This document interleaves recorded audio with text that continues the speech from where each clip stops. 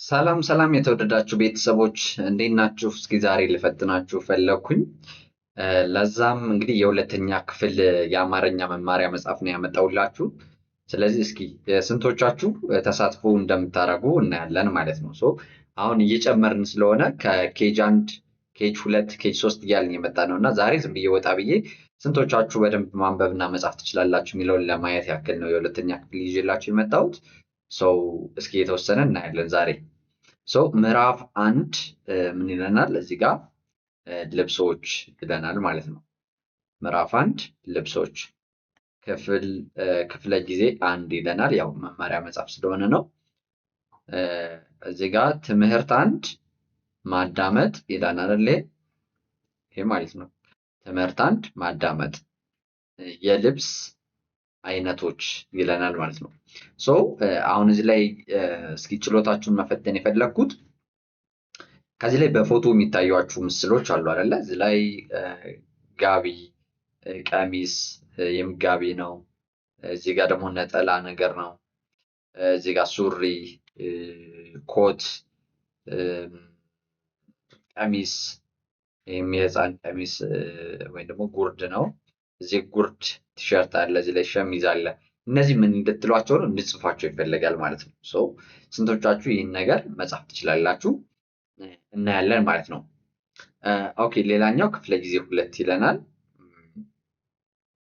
ክፍለ ጊዜ 2 እዚህ ላይ ሸሚዝ አለ አይደለ? ባለ ጉርድ ሸሚዝ አለ እና ቀለሙ ሰማያዊ ነው።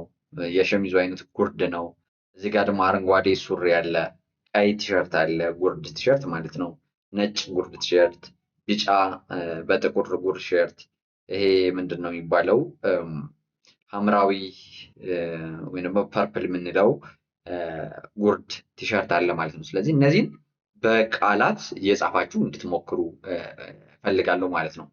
ምንም ሳትፈሩ ኮመንት ላይ አስቀምጡልኝና ምን ያክል እንደጻፋችሁት ምን ያክል እንዳስተካከላችሁ አይቼ እነግራችኋለሁ ማለት ነው። ኦኬ ሌላኛው ክፍለ ጊዜ 3 የሚባለው እዚህ ጋር መናገር ነው የሚለው። ያው በአካል እናንተና እኔ ያው በአካል አሁን እየተገናኘን ስላልሆነ ብትናገሩ አልሰማችሁም አይደለ? ነገር ግን በእርግጥ በውስጥ መስመር ማጥናት የምትችሉ ልጆች በሳምንት 5 ቀን በቀን 1 ሰዓት ስለምናስጠና ይህን የመናገር ትምህርቱን እኛ ጋር መውሰድ ትችላላችሁ ማለት ነው። ልምምድ እያደረጋችሁ እየተናገራችሁ ስለምታዩት ነገር ገለጻ እያደረጋችሁ የነገሮችን የመግለጽ አቅማችሁን ከፍ ማድረግ ማለት ነው። እሱን በግል ለሚማሩ ተማሪዎች ነው በደንብ እያደረግን ያለ ነው ለጊዜው። ስለዚህ በውስጥ መማር የምትፈልጉ የምትችሉ ልጆች ስልኬ እዚህ ከስር አለላችሁ። ቴሌግራም ላይ፣ ዋትሳፕ ላይ እና ኢሞ ላይ ያናግሩኝና ትምህርታችሁን እኛ ጋር በሳምንት 5 ቀን በቀን 1 ሰዓት ማጥናት ትችላላችሁ ማለት ነው። ኦኬ ሌላኛው ተማሪዎች የደንብ ልብስ ነው የሚለው። የተማሪዎች የደንብ ልብስ አሁን ከተለያየ ትምህርት ቤት የተለያየ የደንብ ልብሶችን ይለብሳሉ ተማሪዎች አይደለም። ስለዚህ አሁን እዚህ ላይ በተለያዩ ትምህርት ቤቶች ተማሪዎች የለበሷቸውን የደንብ ልብሶች ነው የሚያሳዩን። ስለዚህ በአካል ወይ ደግሞ በስልክ በቀጥታ ብንገናኝ ይህን ነገር መግለጽ እንችላለን ማለት ነው። በውስጥ ዛሬውኑ አናግሩኝና ትምህርታችሁን በግላችሁ እያጠናችሁ በአጭር ቀን እንድትጽፉ እንድታነቡ እናግዛችኋለን ማለት ነው። ኦኬ ወደሚቀጥለው ስንሄድ ተማሪዎች የዘወትር ልብስ ነው የሚለው። አሁን አንዳንዴ የሆነ በዓላትን አስመልክተው የምንለብሳቸው ልብሶች አሉ። ለሰርግ፣ ለእለቅሶ፣ ለዩኒፎርም ዶክተሮች፣ መምህራኖች የሚለብሷቸው የልብስ አይነቶች አሉ እና እንዲሁም ደግሞ ዘወትር በማንኛውም ቀን የምንለብሳቸው የልብስ አይነቶች አሉ። ስለዚህ እነዚህን የልብስ አይነቶች አሁን እዚህ ላይ እንደምታዩት የተለያየ የልብስ አይነቶችን እናያለን። ይህን መግለጽ ማብራራት ይጠበቅባቸዋል ማለት ነው። ኦኬ ይህ የሁለተኛ ክፍል ትምህርት ነው በነገራችን ላይ። በእርግጥ እንደርስበታለን። ዛሬ ልያችሁ ብዬ ነው ወደዚህኛው እንትን የመጣሁት። ኦኬ ሌላኛው ትምህርት 3 የሚባለው ነው መነጠልና ማጣመር። እስኪ ይችን ዛሬ እናያለን በደንብ። መነጠልና ማጣመር እንለዋለን ማለት ነው። ኦኬ ለምሳሌ እዚህ ጋር ትምህርት 3 ይለና መነጠልና ማጣመር። መነጠል ለምሳሌ እዚህ ጋር በፎቶም አለላችሁ። እዚህ ጋር እንደምትመለከቱት ጨሌ ይላል አይደለ? ጨሌ ይላል እዚህ ጋር። ጨንና ሌን ማሳየት ማለት ነው ደብተራችሁ ላይ። እዚህ ጋር ደግሞ ብር አለ። ብር ማዕድን ማለት ነው። ስለዚህ ብር አለ። ያው ብር ብላችሁ ብንና አድን ነጥላችሁ ማሳየት ነው። እዚህ ጋር ጥጥ ይላል። ያው ጥጥ ይላል። ያው ፎቶውን ነው በነገራችን ላይ እየገለጸው ያለው። ስለዚህ ጥጥ ይላል። ጥና ሁለት ጦዎችን በአንድ ላይ ማሳየት ነው። ሰው ይላል። ሰንና ውን። ጋ ቢ ይላል። ጋንና ቢን። እዚህ ጋር ደግሞ ጦጣ ይላል። ጦንና ጣን ሁለቱን ፊደሎች እያገናኛችሁ ማሳየት ማለት እየለያችሁ ማለት ነው ማሳየት ይጠበቅባቸዋል። ሌላኛው ክፍለ ጊዜ 6 ይለናል። ክፍለ ጊዜ 6 ማጣመር ነው ማገናኘት ማለት ነው። ቅድም አሁን ከላይ እየነጣጠልን ነበር አይደል? በአንድ ላይ የተጣመሩ ፊደላቶችን አሁን ደግሞ አጣምራችሁ መጻፍ ማለት ነው። ለምሳሌ ተለያይተው ዛና ፍ እዚህ አሉ አይደለ? ሲገናኙ ዛፍ የሚል አለ ማለት ነው። ያው እዚህ ላይ ጨና ው አሉ እዚህ ላይ እዚህ ጋር ማለት ነው። ያው ጨና ው በአንድ ላይ ጨው የሚል አንድ ትርጉም ይሰጣሉ ማለት ነው። ከዚህ ላይ በና ር አለ። በና ር በአንድ ላይ በር በር። ሌላኛው ነና ጣ ነና ጣ አንድ ላይ በአንድ ላይ ነጣ የሚል ትርጉም አላቸው ማለት ነው። ሶ እዚህ ጋር አለ። ፋ እዚህ ላይ አለ። በአንድ ላይ ሶፋ ሶፋ ይሆናል። ጦ እዚህ ላይ አለች። ጣ እዚህ ላይ አለች። በአንድ ላይ ጦጣ ይሆናል ማለት ነው።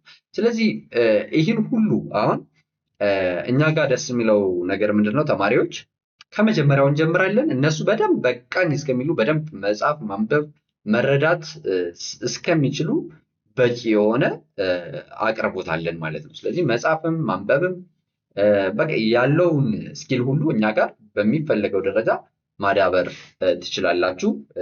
የሚማሩ ልጆችም በዚህ ልክ ነው እያስተማርን ያለ ነው ማለት ነው። ስለዚህ ለዛ ነው ብዙ ልጆች የሚያመሰግኑን፣ በጣም ብዙ ልጆችንም ማስተማር የቻልነው ማለት ነው። ምክንያቱም አሁን እኛ ጋር ተማሪዎች ሲማሩ አብዛኞቹ ጓደኛ በጓደኛ ይመጣሉ። ለምንድን ነው?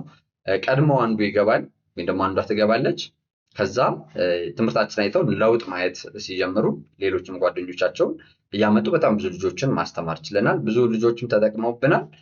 ብዙ ልጆችንን መጥቀም ችለናል ማለት ነው። ኦኬ ሌላኛው ምሳሌ አሁን እዚህ ጋር ምን አለ? ክፍለ ጊዜ 7 እዚህ ላይ ደግሞ ማጣመር ነው። ማጣመር ማለት ወደ አንድ ማምጣት ማለት ነው። ስለዚህ ነጭ ይላል እዚህ ላይ በአንድ ላይ ነጭ ይሆናል። ነጭ። ቀና ይ በአንድ ላይ ቀይ። ጥና ሩ እዚህ ላይ ማለት ነው። ሶስተኛው ላይ ጥና ሩ ጥሩ። ከዛ ሁለተኛው ላይ በዚህ በኩል ጥና ጥ አለ። ሁለት ጥ ማለት ነው። ጥጥ። ሌላኛው ሶስተኛው ላይ ስና ር አለ። ስር። አራተኛው ላይ ጥና ላ በአንድ ላይ ጥላ የሚል ትርጉም ይኖረናል ማለት ነው። እየጻፋችሁ በደንብ ተከታተሉ። ኦኬ ስለዚህ እስኪ ነገ እስኪ የዛሬው ትምህርት ተመችቷችሁ ከሆነ ነገ ክፍለ ጊዜ 8 የምትለዋን እችችን አብረን እንሰራለን። ለምሳሌ የጎደሉት ፊደላት ማሟላት ነው። ለምሳሌ አሁን እዚህ ላይ ለና ጠ ተሰጠዋል። ከዚህ ላይ ባዶ ቦታ አለች እዚህ ጋር። ስለዚህ ምን አደረገ? በን አስገባባት። በገባ ማለት በለጠ የሚል ትርጉም ይኖረዋል። ወይ ደግሞ ፈን ብናስገባ ፈለጠ፣ ቀን ብናስገባት ቀለጠ የሚል ትርጉም ይኖራል። አሁንም እዚህ ላይ ከ1 እስከ 5 እየተሰጡ ቃሎች አሉ። የተለያዩ ፊደሎችን በማስገባት ትርጉም እንዲሰጥ እያደረግን መጻፍና ማንበብ መለማመድ እንድንችል ነው። በአጭር ቀን እንድትለምዱ እንድታነቡ ነው ይሄ የሚያግዘው። ስለዚህ ይችን የቤት ስራ ልስጣችሁ እስኪ ኢንተርኔት ላይ ኮመንት ሴክሽኑ ላይ ድርድር አድርጋችሁ እያንዳንዱ እዚህ ላይ ሰርታችሁ ላኩልኝ። እኔ ደግሞ ምላሽ ሰጣችኋለሁ ኮመንቱ ላይ ማለት ነው። እንዳልኳችሁ በግላችሁ የምትማሩ ልጆች ግን ስልኬን ተጠቅማችሁ ቴሌግራም ላይ፣ ዋትሳፕ ላይ እና ኢሞ ላይ አናግሩኝ። ምላሽ ሰጣችኋለሁ ቀጥታ ዛሬ ወይ ደግሞ ነገ መጀመር ትችላላችሁ ማለት ነው። ለዛሬ የነበረ ቆይታ ይሄን ይመስላል። በነገ እስከምንገናኝ ሰላም ቆዩልኝ። ትምህርታችሁን ይገለጽላችሁ። ሰላም፣ ፍቅር፣ ጤና ለሀገራችን። ይህ የእናንተው ምርጥ ፋኖስ ኢትዮጵያ ነው።